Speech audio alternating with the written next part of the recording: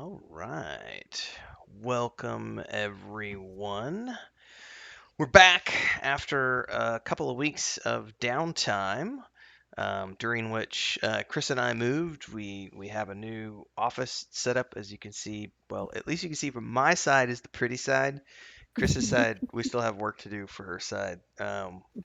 We may Did give the green screen or something. We'll see. She's still the pretty side. Ah, mm, that's fair enough. Fair enough. Fair enough. Um, but we do have the new office set up. Internet's installed. Fingers crossed that it seems to be good enough for what we need to do for the moment. So we're gonna keep pushing forward and make adjustments as necessary. But we are back, and we've got a lot of stuff that we're going to be working towards over the course of the next couple of months. As a recap, for those of you who might be tuning in for the first time, and you might be going, "Wait, what's going on? What are you guys doing?" Um, we just finished up the Lost Mine of Fandelver, and we did three. I think it was 15 episodes, so right at a few months, just under 4 months for that.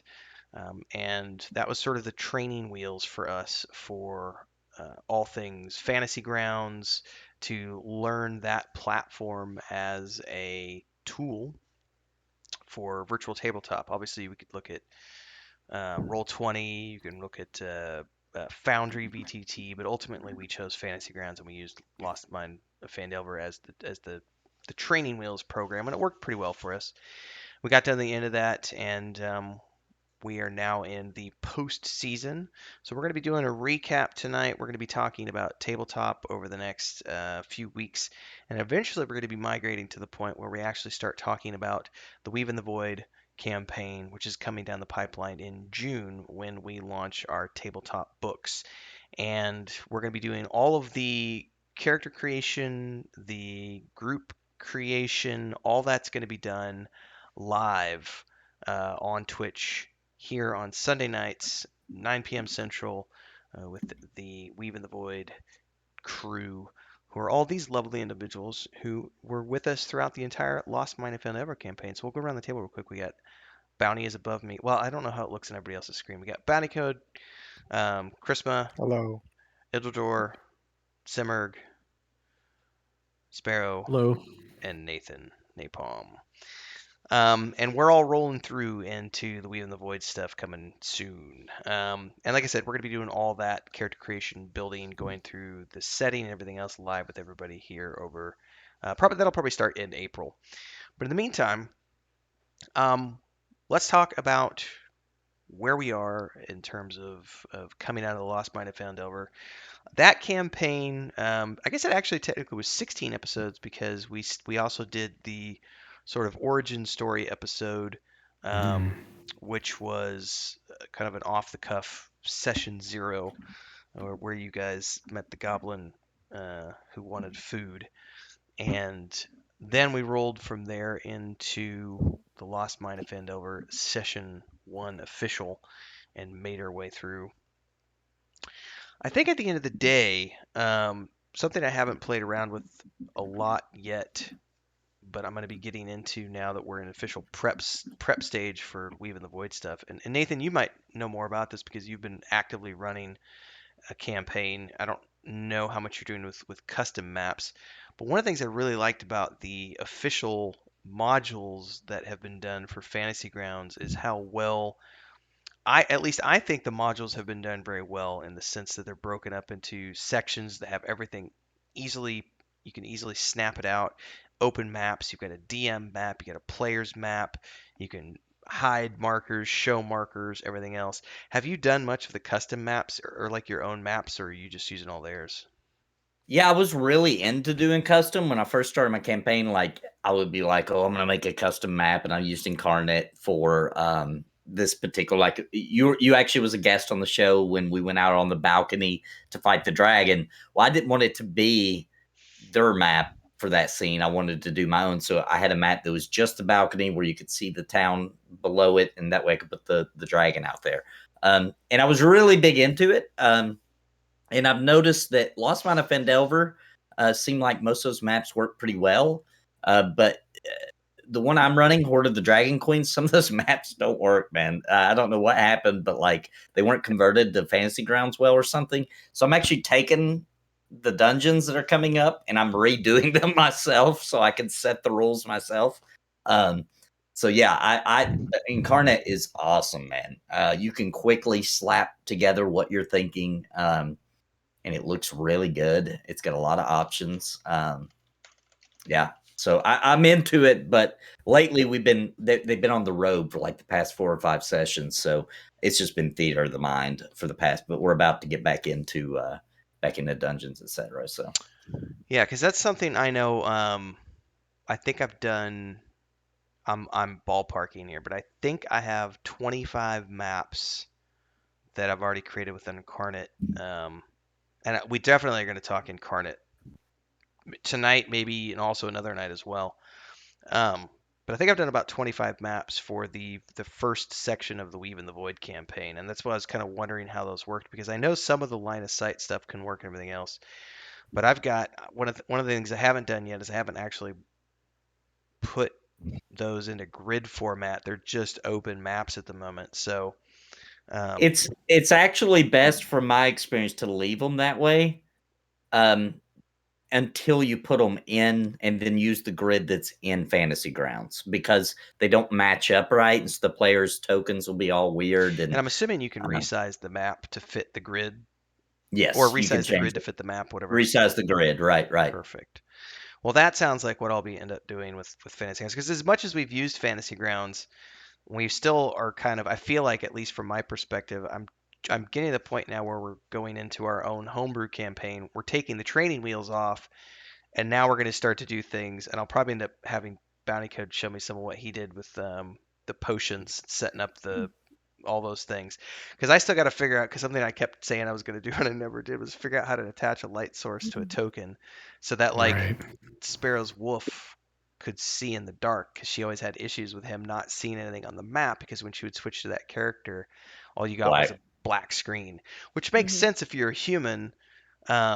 Because you can't see anything, and so you would need to have a torch. And so, but it would be cool to say, oh, you lit the torch, now you have a light token and you can see things with torch radius. And I know you can do all that stuff. I just haven't jumped in there and figured that out yet. Um, but okay, yeah, that was just a curiosity thing for me to figure out if you had done much stuff with custom maps because that was one thing I did really like about Fantasy Grounds was how well. But it sounds like maybe only the Lost Mine of Phandelver port was actually done very well. And Yeah, maybe unless I just got unlucky, right? Because the one I'm running is like a very unpopular one. Most people don't like this campaign, but when I read it, I saw it as like, yeah, it's not very well written, and it is very vague. But that's kind of what I wanted, right? Like I was like, oh, this will leave it open for me to interpret it how I want to. So I love it, and we're having a lot of fun with it. But it could just be a sloppy port because they knew it wasn't. Nobody it's liked also it. a big campaign. It's like 12 levels, isn't it? Yeah, actually, yeah, it's 2 books. So actually it goes all the way to like I think the 18th level. It's a massive Oh wow. campaign. That is pretty big. Damn, I mean that's almost a cap. Isn't cap 20 Yes. in 5th edition? That'll be interesting. Yeah. Yeah. We did have that one hiccup right in the beginning with Clark's That cave, is if you right. remember it. I do True. remember that because it happened live, and I was freaking out, going, "Shit!" Like, I don't think these POIs are set up right because you guys were in, and I thought that was supposed to be going over Clark's cave. Right. Clark's cave was at the top of the chimney that you guys had climbed during the first session into that cavern, and Bounty had asked me, well, what are all these supplies around the edge of the cave? And I was just like, I don't know, like the cave supplies, like I don't Yeah. know what those are. The POIs were bad. I forgot all about that. I think that's the only hiccup I remember though. Other than your connectivity issues, which Well, I wonder how much of yeah. that is due to just you being on. And here's gonna be the tricky part. Now that I'm in a newer area with the internet's not as good as it was in the city. I'm interested to see if I have hiccups like that when we start getting into the new campaign session. Yeah. Oh man, why do you guys say stuff like that out loud? I keep telling people, think it, don't say it. Words have power, man. It is true. Remember when we were playing? I was Yeah, like, exactly. don't roll a 1. And you rolled a 1. Yes. Fingers I crossed. spoke Knock into on wood. existence. Yeah, that could would. But Yeah, because I Nathan had it one one time. time, Yeah. but the rest of the time it was only ever my connection. So I don't know. Only you ever had that issue, and we never could. I asked on their Discord, never Yeah. got. All I got was, well, check. They literally, I literally got told, send an email to the help desk on the website because none of the devs in Discord could help me out. And it was like that was their polite way of saying, stop spamming us in Discord, send us an email, and we'll look into it. And I never heard back. So I'm Yep. assuming that's something that hasn't cropped up a lot for people. Because they don't have an answer Yeah. for it yet. Yep. But it is. I think Fantasy Grounds. Obviously, it's. I just did an episode on my Tim's Tabletop Tips on my personal YouTube channel the other day on VTT for newbies, and I still think that if cost is the objection, then Roll20 is probably going to be your best option. Especially the new CEO just came out like 2 months ago, I think, and said Mhm. that his whole agenda now that he's taking over the reins is enhancing the newbie experience for people who have never played VTT before. Because what's lacking with Roll20 is tutorials and sort of a new user experience that is very easy. If you're a veteran player, Roll20 is fairly straightforward and self-explanatory. There are pros and cons to it. I think for me, the big con that was the pro with Fantasy Grounds was I don't want to say it's automated, but it is automated. The automated combat in Fantasy Grounds, where if once you figure it out, and this is the learning curve with, say, putting a sleep spell on certain characters. Like you can select the characters that you want to do the spell on, and it will, then you can see if they save, and if they don't save, you can put the effect on, and then it's automatically keeping track based on dice rolls and everything else of how many turns that spell should be lasting for. So as you're going through your rounds and going through combat, excuse me, it does a pretty good job of tracking all that stuff, with the exception of things like, I remember Barkskin was the one that anytime Sparrow would put Barkskin on your wolf, it would just like permanently stay on Yeah. until we Yeah. just remembered to take it off. So there are a few hiccups there, but otherwise, it is very handy when you're going through combat to say, oh, I don't have to manually keep track of, snare or sleep or something. It's just going to automatically do it for us. That's the big Yeah. kicker for me. Yeah, and I'll tell you what I found interesting is while we were playing, I discovered that there are people who have only played VTT, right? So because I was going to do, I've always had a fantasy of doing a whole game or a whole campaign in Tailspire.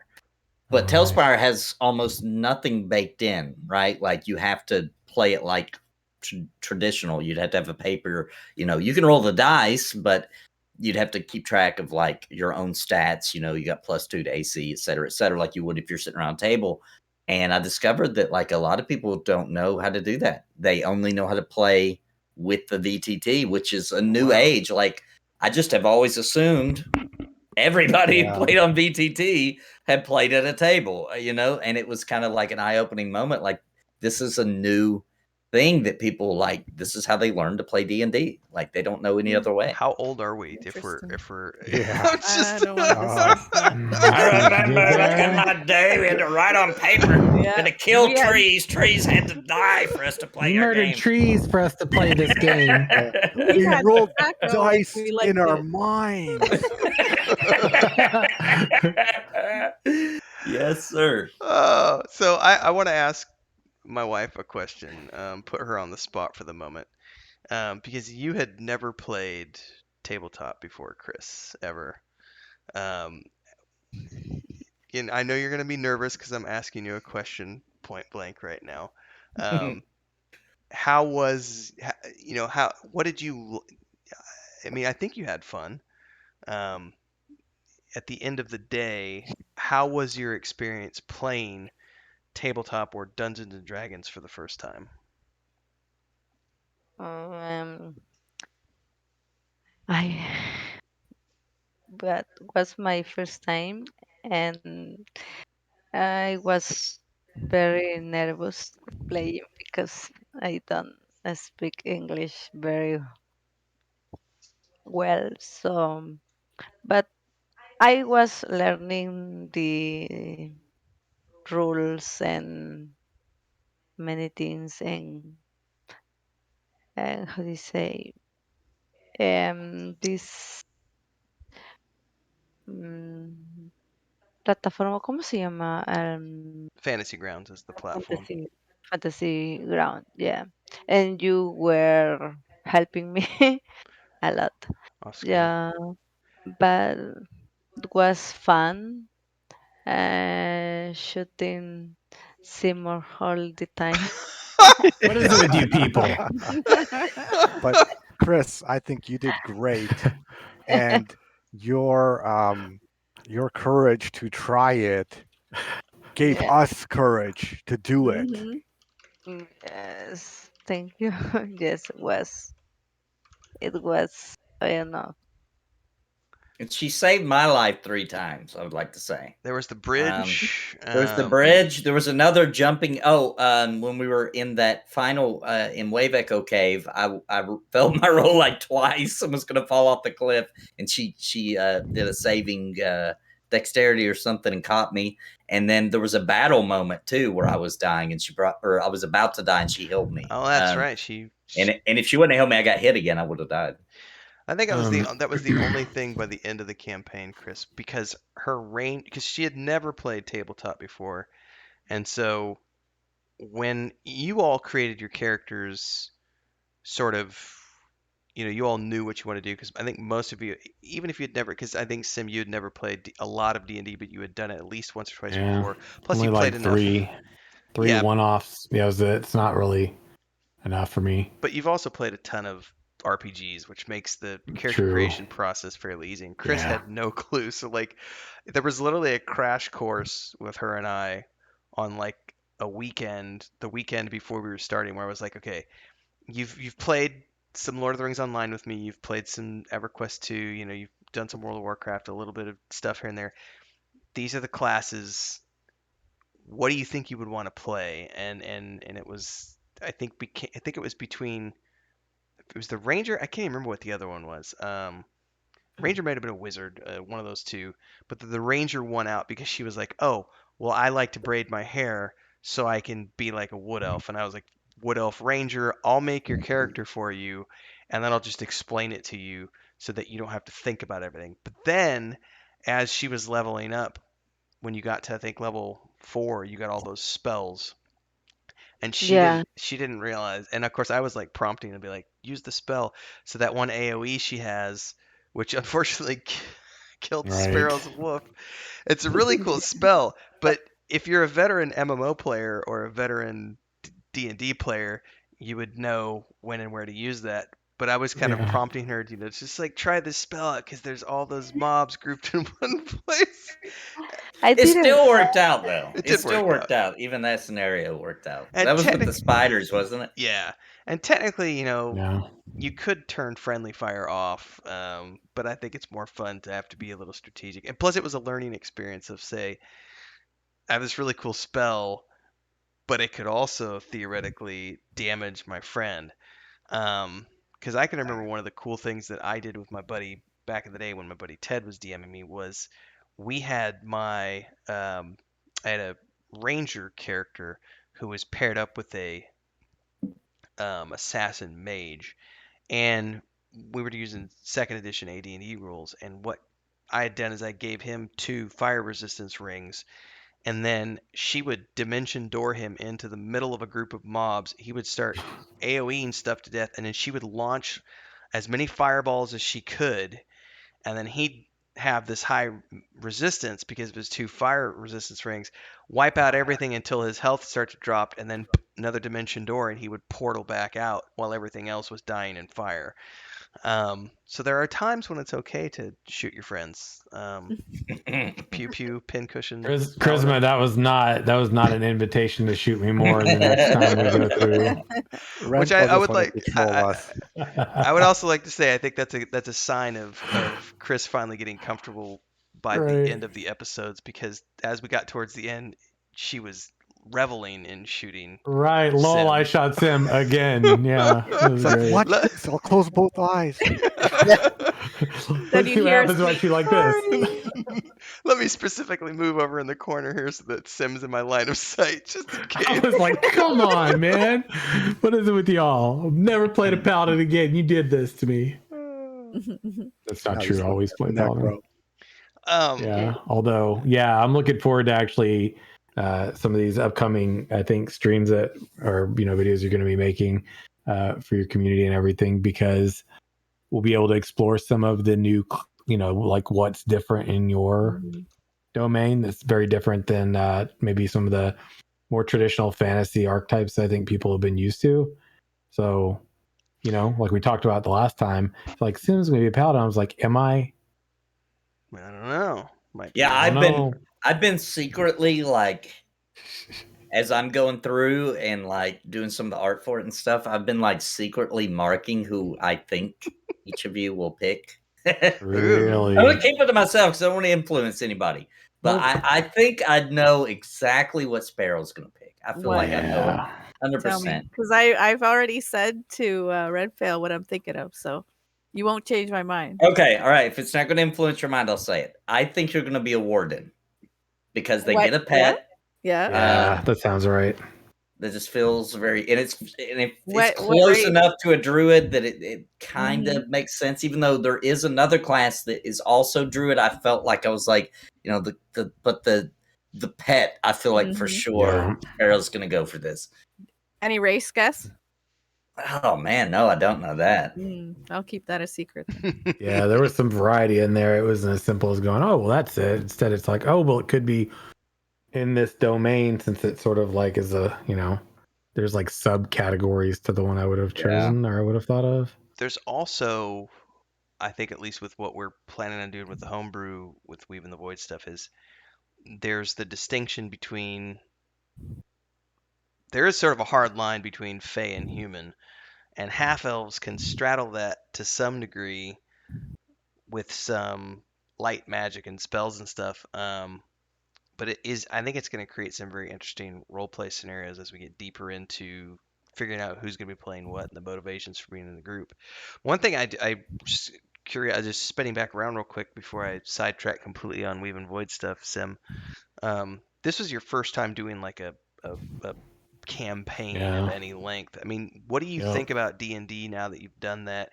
I mean, strip the rule set out for a minute and just think about sort of like an official campaign. How do you think you? I mean, Lost Mine of Phandelver is like, it's not the best campaign, but it's an easy campaign because it's the first one. It's got all the elements too. Yeah. It's I kind of like viewed that that module like for that specific campaign is almost like a more simple quest. Is that when you think of like going out and doing a quest, you have your more you have very much like the narrative style quest, which this one definitely had, but you have like simpler ones that are a little more straightforward about like, you're going to go here, you're going to talk to these people, then you've got like options of what direction you can go explore, but ultimately all paths are going to lead you to this place. Things all point you in that direction and potentially prepare you for that final sort of showdown. And that happens a lot, but I feel like it was probably the simpler version of that style versus there could be much more complex versions. And I'm sure that there are probably D&D module campaigns that you could probably play through that are probably much more complex and much longer and probably have a lot more time to invest in order to actually really explore everything. But I mean, as someone like, I never really considered myself like a tabletop RPG, like a tabletop gamer, right?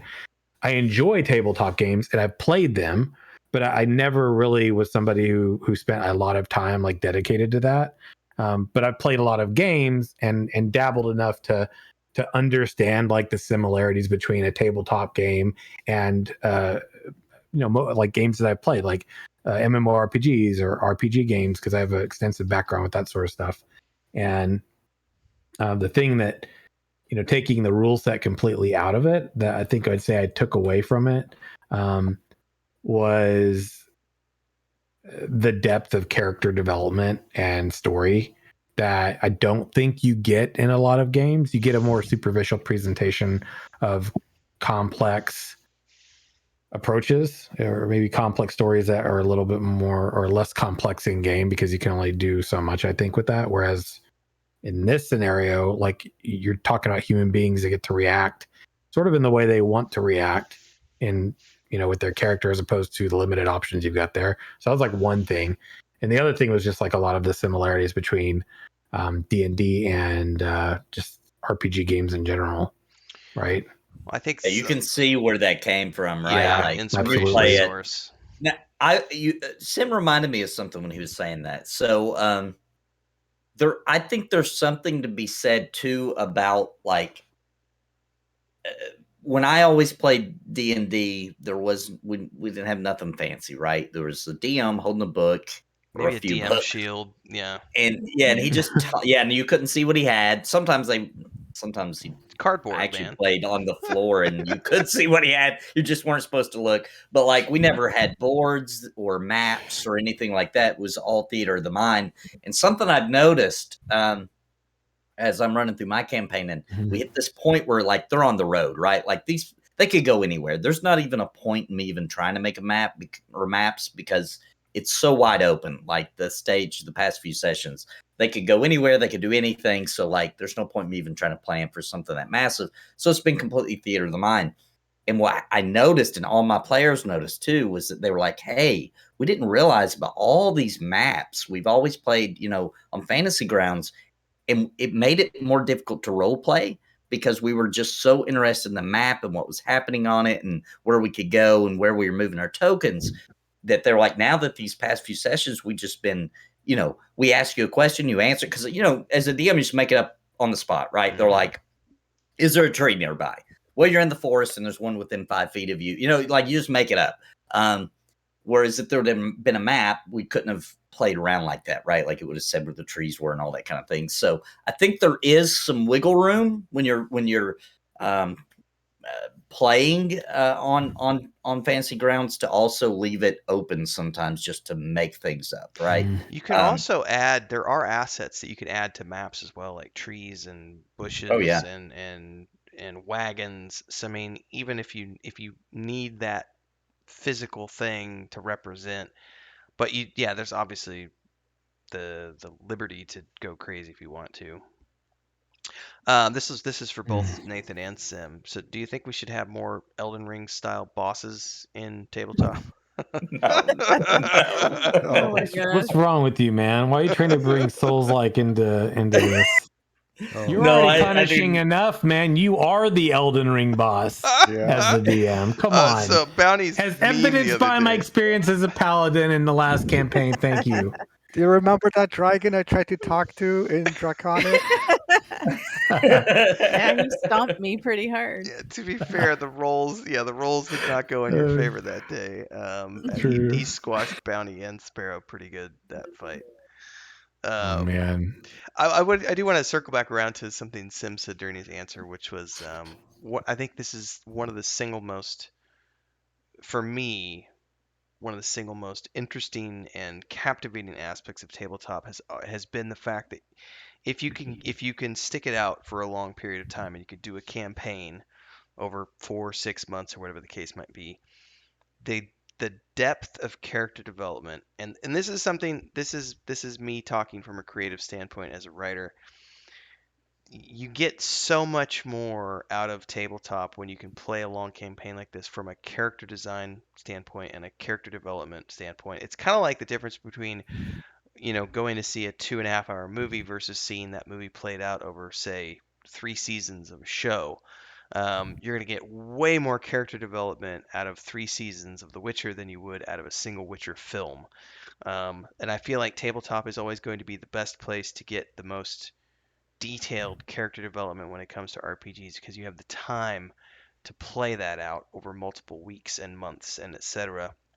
That's always been the number one factor for me that drives me back because you can have story arcs, and that's something that's really hard to have in even a good RPG.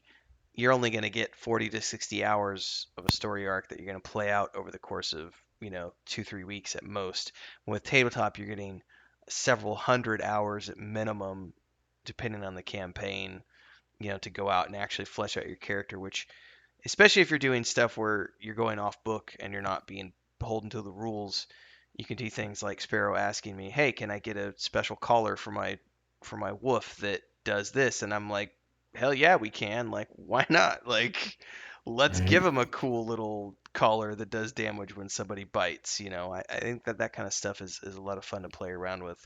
And then like the staff that Sparrow got from the wizard, that's not in the Gosh. campaign. Oh, it's a sweet staff. Yeah, Too bad we didn't get to see more of that it was too, way right? too In action. OP. It was way too Mhm. OP, but I thought, what the hell? Because you guys had just gotten stomped by a dragon. Like, I was like, there has to be a reward at the end of that tunnel because that was pretty brutal. Like, that fight was Yeah. gnarly. What I'm curious about, since you brought up the collar, was there any way in Fantasy Grounds to actually add that if you made an item up like that? There's Was gotta there a be. way to add that? There has to be because Sure. it is a very flexible system. I just haven't dove into the creation of those types of items yet. Because if you look at like every time we had a boss fight with like the the skull that almost killed Bounty Code. Remember when you guys were first attacking him? He was like resisting everything. Yeah. And that's built into that character, and that's just it's their code. And once you figure out how to do that code, then you can add those types of effects to any NPC, and I'm assuming PC as well. That's Mhm. the next level of Fantasy Grounds that we haven't gotten to yet. That Mm. comes with playing that over longer periods of time, because it's no different than like Brownie was going in there and figuring out how to make a potion work. By Mhm. assigning it dice values and saying if I click it now, it's going to do this to my character. It's that kind of stuff. It's just going in and figuring out how to make the code work with what they've got going on. So yes, you can do that kind of stuff. I've seen it in some of their videos. I don't know how to do it Mm. though. So that's something that we've got a couple, few months as we're getting into the next campaign. That's going to be the type of stuff that we need to dig into and figure out how to make happen when we have those custom scenarios where we come Mhm. across that kind of stuff where we want to say, oh, well, this might be fun to have this sword that does this extra thing instead of it just being a +2 sword. It's a +2 sword that 15% of the time does this. How do we make it do that 15% of the time? Mhm. That's the kind That'd of be fun cool. stuff. Mhm. Yeah, because then we can do anything, right? I think you're probably we'll probably when we start the Weave and Void, that's when we'll have to do some of that, We right? have Because to because of the you have to, races. right? Mhm. So, as an example, the Brownie Race does not exist in 5th edition. So, we'll have to make a custom character from scratch if someone's playing a Brownie, and we'll have to manually adjust the stats and all that kind of stuff. So, um, they're welcome to come on stream if they want to and gives hugs and kisses as they go to bed. It's all Hey, good. Simon. Oh, he already went out. He already went out. So yeah, we're gonna have to do some of that, Nathan, because we're dealing with customized races and classes that don't exist in 5th edition. So when we get into like the Inquisitor and the all three of those, and then the mages as well, because we're gonna have custom spells that don't work. I mean, we will still be pulling from 5th edition spells for like the first 3 levels, but when we start getting into specialization, if there's anybody in the group who's a circle mage, then we do have to go off book and actually create some of that stuff from scratch. Same thing with Paladins, Inquisitors, Templars. Some of the stuff we'll be pulling from the 5th edition spell, but the rest of the stuff we'll have to create. Is there something as a 15-sided die? I don't know if there's a 15-sided die. I remember there used to be. I don't know what we used it Really? for, but we used to have a 100-sided die.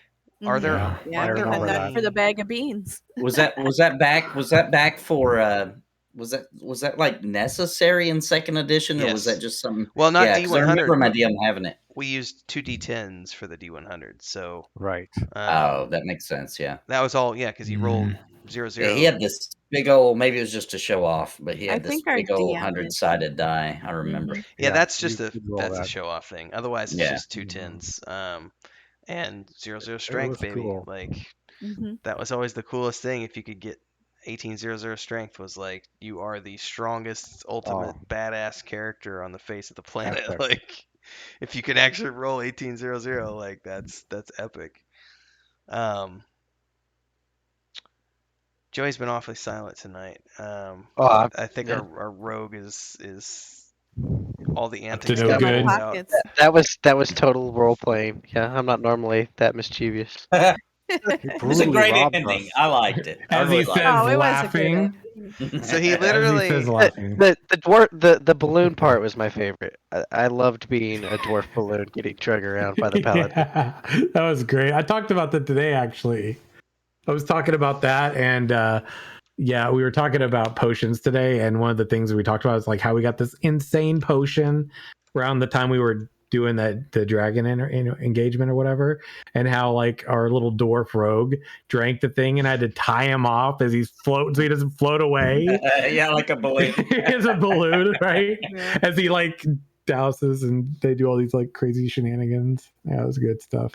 That's probably the coolest part of tabletop, though, because you can do that kind of stuff Yes. right there and play it out. Because like the DM had no clue we were gonna do that. Like, Right. No. Even Yeah, with and the you ended module, up you know. bombing the dragon. True. Like right? you got to. Because I knew you had that flask of oil still, so like, yeah, no, it's just And that's the thing. Every fight becomes so much more meaningful. It's slowed down. It takes sometimes a couple of hours Yeah. to do. You can't experience that in a video game.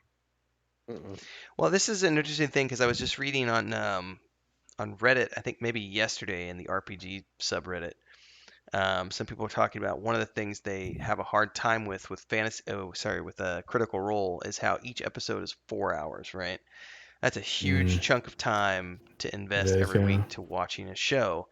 And one of the things that people often complain about with Critical Role is that as good as it is and as much fun as people have watching those episodes, the combat is often the least favorite part for viewers because it can take so long. But I also Yeah. think that's a good thing because it also gives you a chance to come up with really creative solutions. So one of the issues with Fantasy Grounds is they have such a huge with Critical Role is they have such a huge party. Is you're dealing with so many different people wanting to do all these different crazy things during a combat scenario that it can get cumbersome. We're a smaller party, not by a lot, but it's smaller. We're also playing remote, which I think is a little different than playing live because we're somewhat streamlined. And because we're not having to keep track of things manually and everything else, Fantasy Ground adds a lot to that with sort of speeding that process up and keeping track of all the turns and rounds and everything else. But I think, like Bounty was saying, that's one of the funnest parts is taking a combat scenario and saying, "Oh, we're gonna have the dwarf drink a potion of flight Yeah. and throw chuck a flask of oil on the back of the dragon, and then Nathan's gonna kamikaze run into him with a flaming torch, like the orc in the Two Towers movie, like running towards the Helm's literally Deep what I was wall." picturing. In retrospect, we should have done it the opposite, right? Like I should have just thrown the oil on the dragon and he should have dropped the fire on it. That probably would have but whatever. That's what we came It up worked. with, It and worked. it worked. It It worked. saved us. Yeah. You can't do worked. that stuff in games. That's the other thing, right? Like No. you Right. can't do this kind of stuff Yet. in or MMOs and Yeah, right. but Baldur's Gate Baldur's 3 Gate is 3. getting pretty Right. freaking close. And by Baldur's the Gate time it 3. launches, I don't know. You It can may toss be. items you pick up in that one, right? Yes. So like you Yes. can kind of get You can And there even is all the spells, like, a potion of flight and all True. that. And, True they story. and the thing I want to explain about Baldur's Gate 3 is they didn't set up a bunch of rules. And if the player does this, then that. They just Right. they just baked in these, like, when this happens, then that. So what it means for the player is that you can do things that the developers actually didn't plan, right? And it will still work because it still knows. Like that guy and Sven watched it happen and was like, "Oh my god, we never even thought of anybody doing that." Where the goblins are all drinking after they raided the town, they're having a big party, and the guy just went and dropped poison, snuck in rogue style, dropped some poison in their big barrels of ale or whatever they were drinking, and then he just went and hid, and they all slowly died. And he wiped out the whole tent. Right? Yeah. You can throw, like, I remember I threw a dwarf or something in that game one time I was playing. It's right, Idrildor. That's right. Yeah. If was we a ever play warning. that game together, you get right off a cliff for a couple of reasons. I'm just kidding. Am I? That's awesome. You could throw items in Divinity Sin, Original Sin too, because Yeah. like Yeah. I remember I could throw like buckets of water and stuff like that. Not to that level that you're talking, but so games are starting to maybe get that way. But it's still pretty complex. But I love how, like, with Baldur's Gate 3, you can not only chuck items, you can chuck NPCs. Like, you can pick up a goblin if you have enough Yes. strength, and you can chuck it Yep. at someone. Like, of course, you have to make the grapple roll first, and there's a lot of Yes. things. It's like Sim was complaining often. Anytime he would try to do something cool, the dice would basically say, Right. "Nope." Yeah, every time I No tried to roleplay. do some, it's like RP is encouraged. I'm like, all right, well, I'm going to go out on a limb and give this a shot. And it's like, oh, it's what you get for thinking. Come on, No dice. dice. Yeah. Now, I do gotta say that Bounty Code had some pretty good rolls on some stuff. he I did. remember he charmed some things that that just threw off the entire fight. So Especially early on with Yeah. some of the encounters that were supposed to be difficult, and then it's like, oh, it's a charmed mob. Shit, now I guess I gotta figure this one Yeah. out now, because now the whole challenge has gone out of it, so I have to just roll with this and figure out how to make it still fun and entertaining.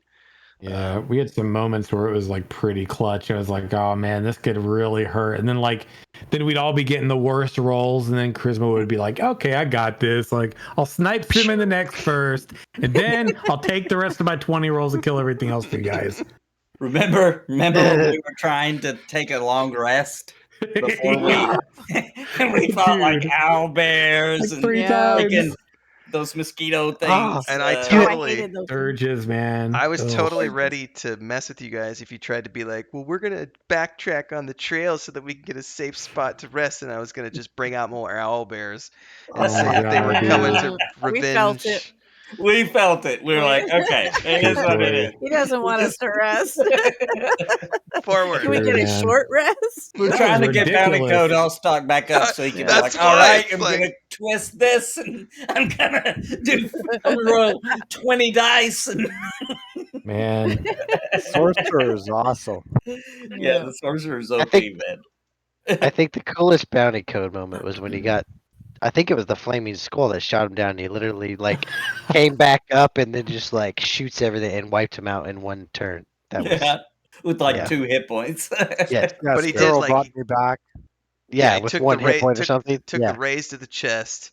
Sparrow ran over, got him up with a spell or something, and you like, it's like this moment of like, you fall down with double blasts to the chest, double laser blasts, and then you're like rising up from the dead, like, no, fuck you.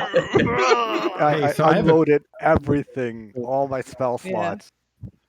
I have a question. I'm curious. I'm wondering this for each of you. I know it's like a lot of people here, but what was your favorite thing or like experience out of the whole campaign? Like the thing that you individually really enjoyed the most that might have happened? In no particular order. I'm curious. For me, I really had the most fun because it was so scary, right? Because I knew that like Renfell wouldn't like give us a break. I knew that like if we messed up, we would get it, right? And that was when me and Idrildor snuck into that mansion Oh.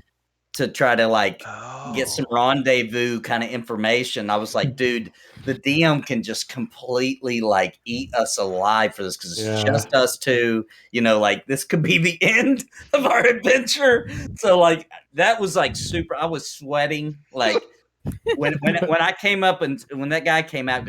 Once we were all in there, I was still like coming off of just being super like stressed about that. And then that guy, and I had to lie. And that was like a legitimate like Drankendor. My name is Drankendor. Like, Drankendor. dude, I Yeah, was just that was good. that whole scenario, dude, was like super intense for me. Just to know, like, I don't have no backup, right? Like, because even though if bad things happen, you guys wouldn't know that, Nope. right? So we'd have been screwed. Oh, that would have been Like- you get stuck in a dungeon or something, and then 3 days go by before the rest of the group's like, maybe we ought to go in there and rescue them. Like, they've been gone a while. Like, did they die? Like, it's been a few days. I think my That is favorite true. That was a lot of fun. from a DM's perspective, just for sheer fun, Nathan's character getting his beard melted off by that one eyeballed creature in the pit Yeah. that like spewed forth like that was Yeah. just from a sheer DM perspective. That was the funnest moment. One of the funnest moments for me was watching that happen. Because it was just like, what else? Like you have a beard, right? Yeah, no, you don't. No, it's gone. Face full of stuff. Oh, that was good. My favorite part, which is usually the case with tabletop, is just getting to know everybody more. And because we came into Bounty and I came into the group, we knew Nathan a little bit from streaming and stuff, but we didn't really know anyone else. And it was just really great to get to know everybody, get everybody's sense of humor, and that was the best part for me. Nice. Everybody's sense of humor is whack in this group. Just saying.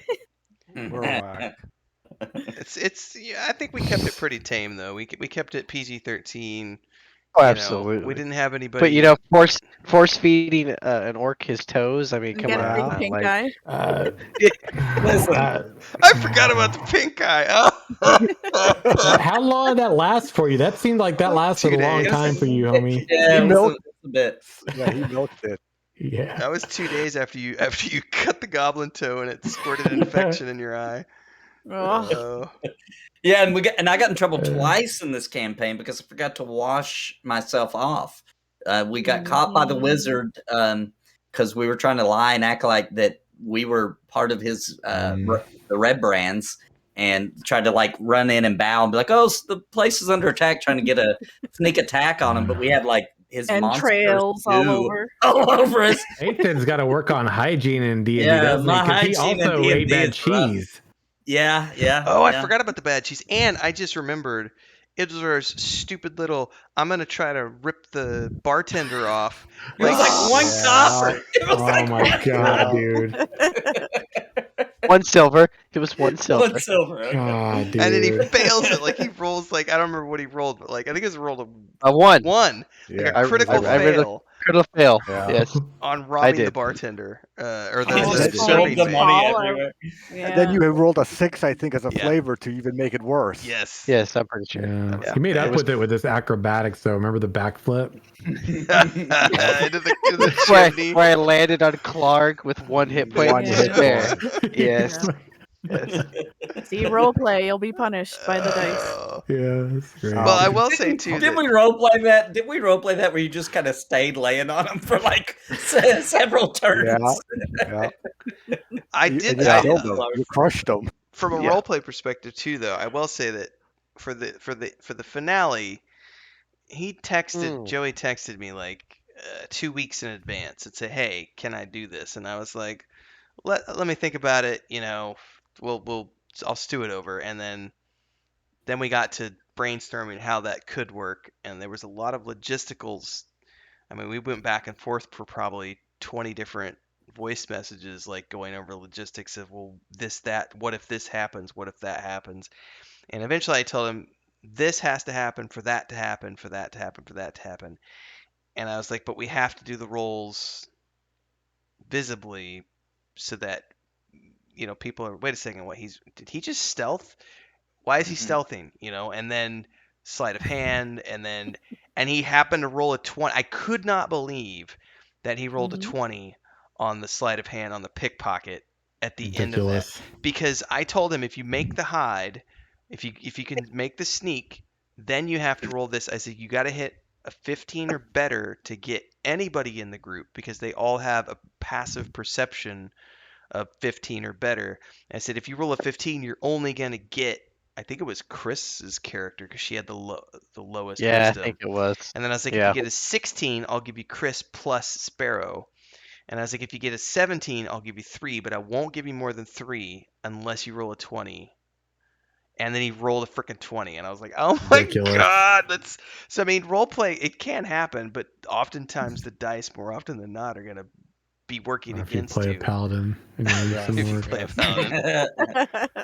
I have a memory of an epic event that happened just like that, where my brother said he wanted to charm or something a dragon, and the DM's like, "Yeah, if you roll 100," and he rolled a D10, he rolled 100, and it's like, "Oh my gosh, that changed the whole Oh story." yeah, it has What?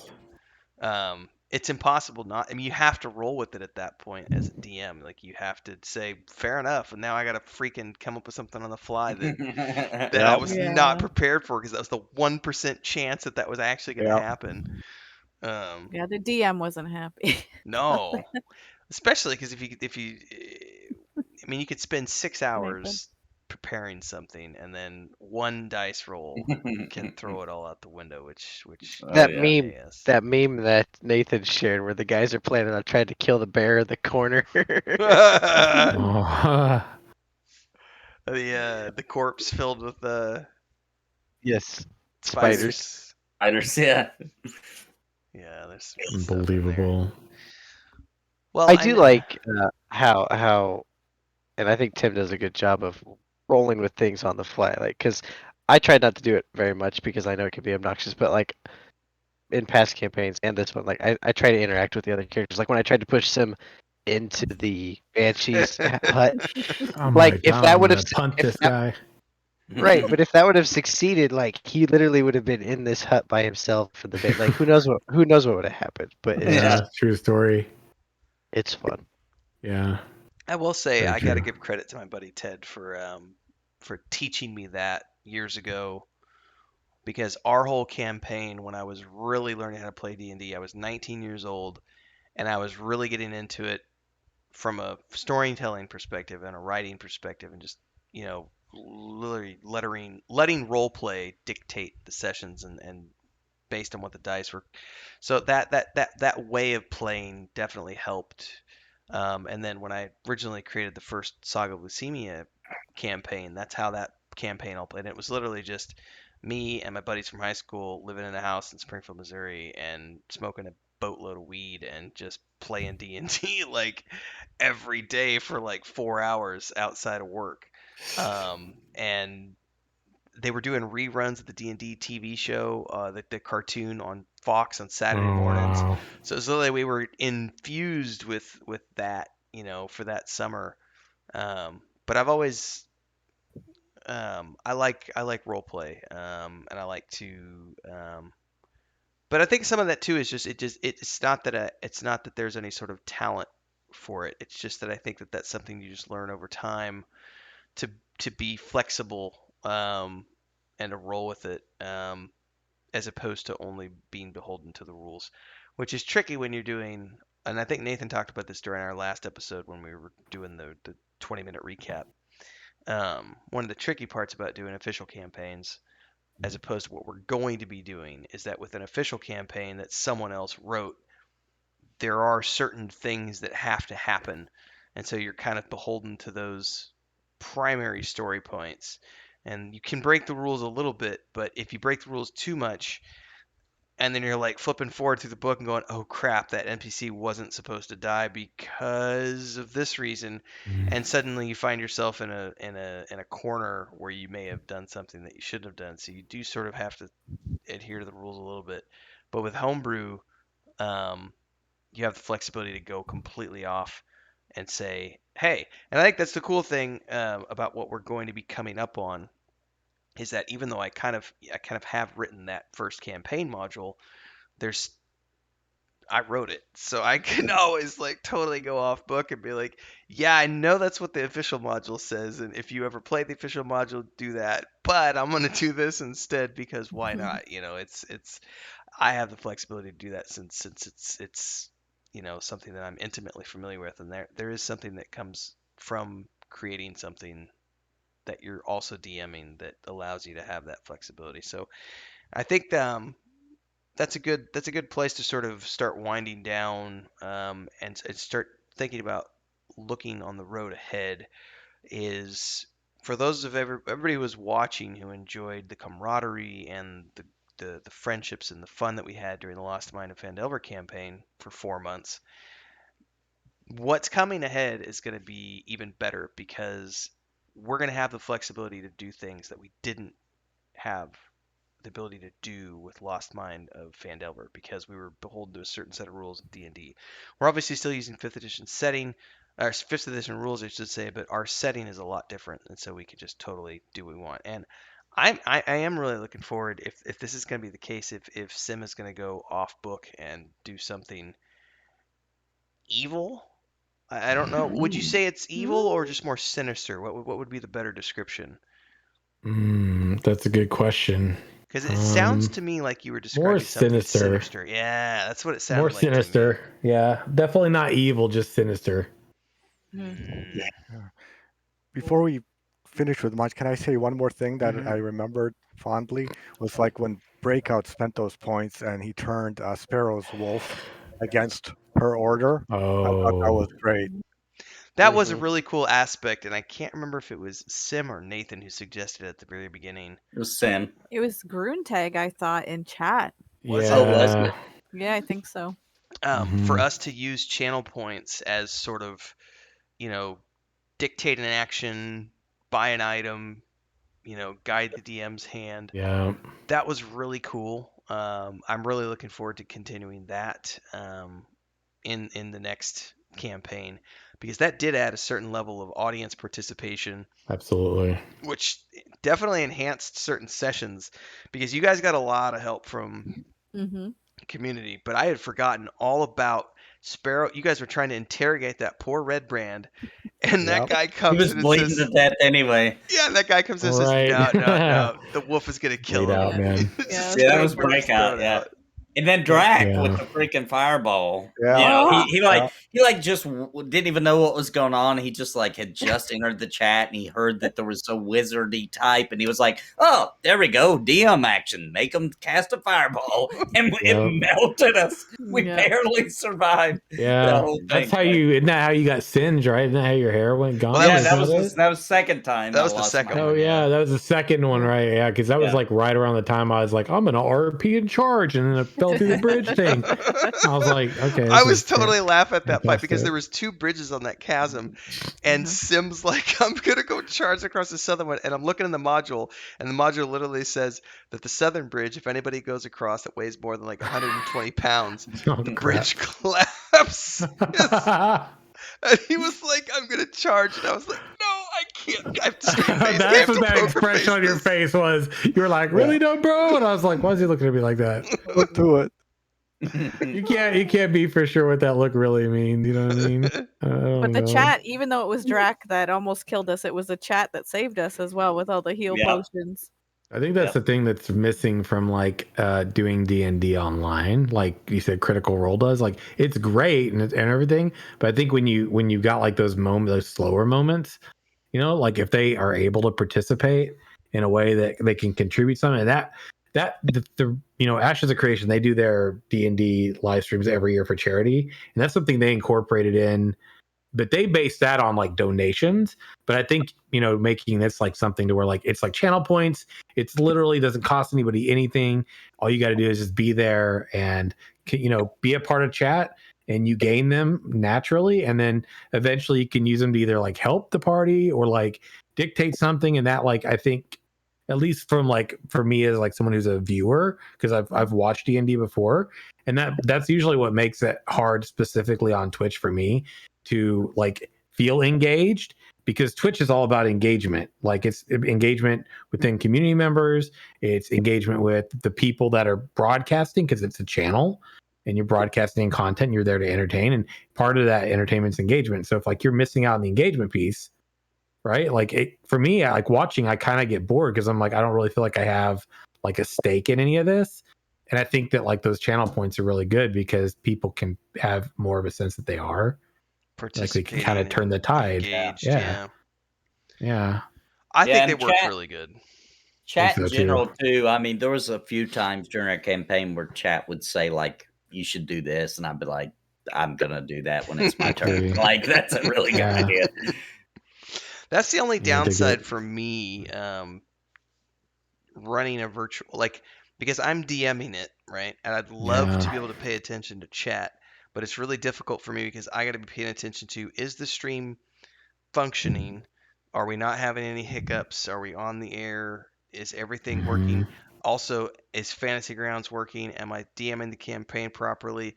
Am I, do I got to look something up in the module and all that other stuff? And trying to do all of that stuff while also watching chat is just impossible. And as much as I would love to, like, be heavily engaged in chat, it's the one thing that I don't do. And I will also say it's also because I don't do like multiple monitors, and I'm sure if I had like Discord up in a different, not Discord, if I had Twitch up on a different monitor, and I may start getting better at that as we get deeper into things, so that I can maybe kind of keep an eye on things a little bit better. So I really would say I highly appreciate all of you being engaged with everybody in chat as much as you have been, because I'm not able to do that. Even though I might want to, because it's just, there's too much going on. Yeah, you got a lot you're managing at once. It's multitasking is kind of capped a bit. Yeah, and there's all of us, so it works out well because like when we're in between turns, you know what I mean? Like, we got plenty of time to look over, interact with chat, and all that kind of stuff. So it works out. Yeah, I would be in chat if I had better internet, so that's why I'm limitations. Or it's all right, man. Look, you don't got to make stuff up. We know it's good. We know you're not engaged in chat because you're busy looking for our coin purses. Gotta loot your pockets. Planning my schemes behind the scenes. Sneaking. Sneaking. All right, everybody. Well, this is a good point to wrap it up for the night. Let's go over real quick for everybody who's watching. Now that we're back, we're going to be here every Sunday night, just like normal, 9 p.m. Central. And for the next few weeks, it's going to be hour and a half episodes. We're going to be doing some more tabletop discussions where we talk more Fantasy Grounds, more recaps. We're going to talk Incarnate. We're going to talk tabletop tips. We're going to talk DM stuff. We're going to talk player stuff. And then sometime over the next few weeks, it might be 2 weeks, it might be 3 weeks, it might be 4 weeks. We don't know. We'll eventually be migrating to what I'm sort of calling the Weave and the Void boot camp at this point, which is where this group is going to be sitting down, and we're going to start to go into the world of the Weave and the Void, the setting, the races, the classes. Everybody's going to start to decide what they want to play, race-wise, class-wise. We're going to start to build that group that's going to be starting the campaign officially in June.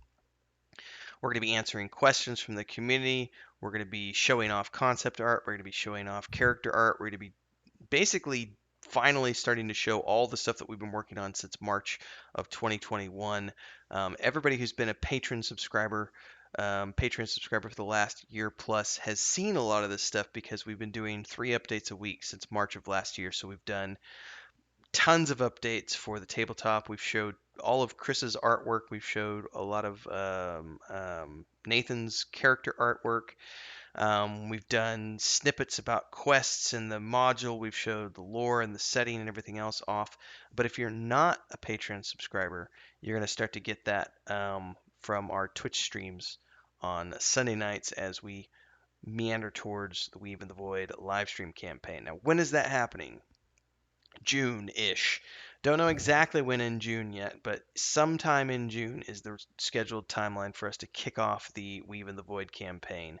Around the same time is when we're going to be launching the digital versions of the source book.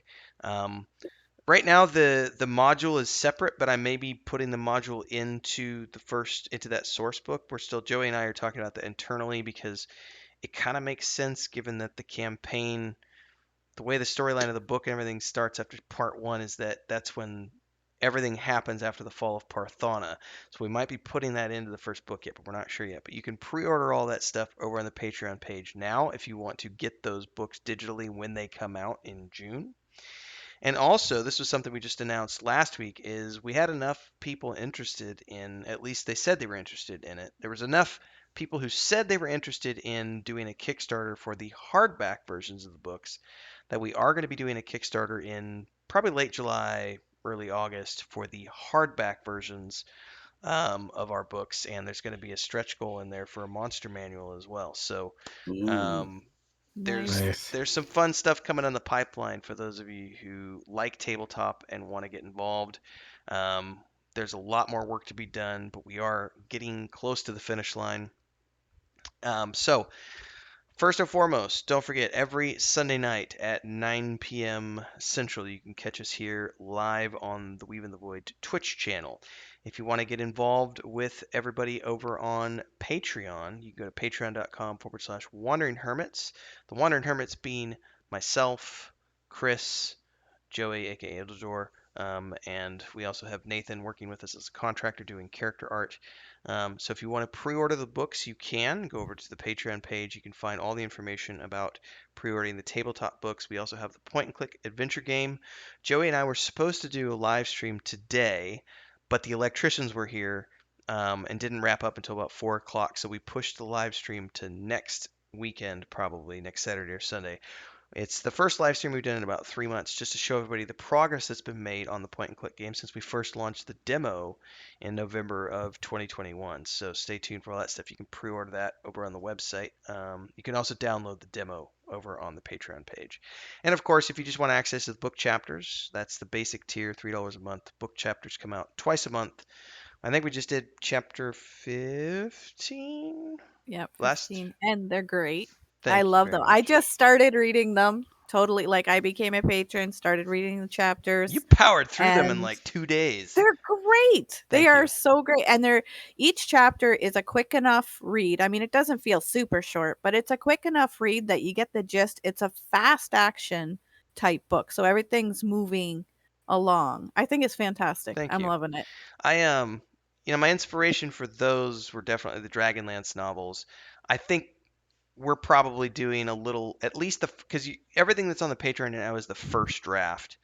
So eventually, when everything's finished, I'll end up taking all of that and doing the revisions and adding more things here and there and snipping some stuff and rearranging chapters and stuff. But I really like the flow of Dragonlance. That's what I was looking at for this. So that's high praise. Thank you very much for that, Sparrow. So, yeah, and I want to say real quick too, while we're still on the subject, that this is a really cool project because it is a 3-prong thing, right? That's what makes this really unique. So there's the tabletop, which will be focused on a lot, obviously here on the Weave and Void Twitch channel. But there's also the novel series, and then there's also the adventure game, right? So and they're all in the same, this Weave and Void world with the, and they're interlocked and like they affect each other. It's super cool. Like it's like it's like you're getting hit with in 3 different areas that are all similar enough that chances are, if you like to read, you probably would like tabletop, whether you know that or not. And also, if you like either of those, you probably would enjoy an adventure game, right? Like, so it's like a trifecta package. And correct me if I'm wrong, but I believe if you're a Patreon of the 15 or higher, you get access to all three of those, right? Yeah. So I mean, yes. $15. Yeah, $15 a month, and you get access to 3 really cool projects happening, and they're all like moving really fast. Yeah, the $15 a month one is the book and the tabletop stuff. The point and click one is at the $25 a month tier. So if you want Thank you. everything, you do that one.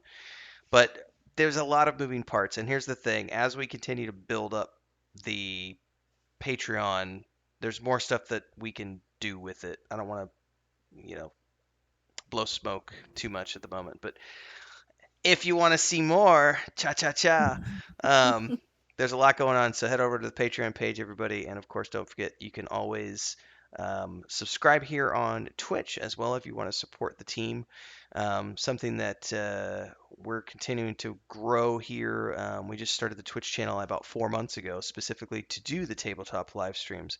So for those of you who have pitched in, thanks so much. Also, I will be bringing back, just to finish up with this, we just got the office set up, literally got the air conditioning installed today and got everything rewired. So soon I will be bringing back and continuing the miniature painting sessions that I was doing in the city before we moved, and we will be continuing to showcase those and doing some giveaways and stuff, because also the miniatures, the hand painted miniatures, are going to be a big part of the upcoming Kickstarter. And then we still have plans for an Etsy store now that we're all settled in, with prints from Chris, and may get Nathan to do some stuff too. Wink, wink, nudge, nudge.